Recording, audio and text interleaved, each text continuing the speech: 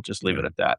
Yeah, I was absolutely horrified by that. George Bush, no fan of the guy, but the guy stopped golfing during the entire Iraq war, right? A stupid war, an unnecessary, brutal, unjustified war. But the guy at least had the sense and the decorum and the respect to know that you shouldn't be out golfing while you're sending America's sons and daughters to die.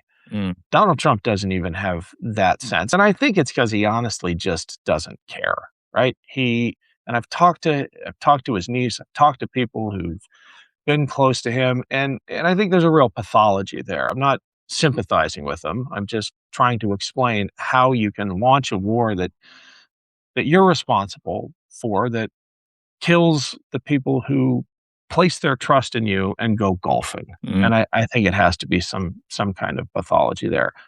I can't even remember the question. I'm so pissed off, dude. Yeah, I know. Sorry, dude. I don't mean to jack you up, Kenny, but it's the him throwing everybody under the bus. To me, that's a sign that he knows this is unwinnable. And I've talked to several different intel experts, whether it's Malcolm, whether it's Jacob, even whether it's our friend Mr. Denver Riggleman, Congressman Riggleman, and they all say the same thing. You know, not only has he started to throw people under the bus, is that he's got no way out of this thing now. Well, and imagine what he's hearing that we aren't. It's got to be terrifying. We could have told him, right, if he had listened to anybody. And that is the ultimate undoing of autocrats throughout history. There's no one who can tell them, like, I'm sure there's a vulgar expression for this, but there's no one that can tell them their flies unzipped, right? That they're doing something stupid. There's this recent profile of someone walking around the White House with Trump, and every office he walks into,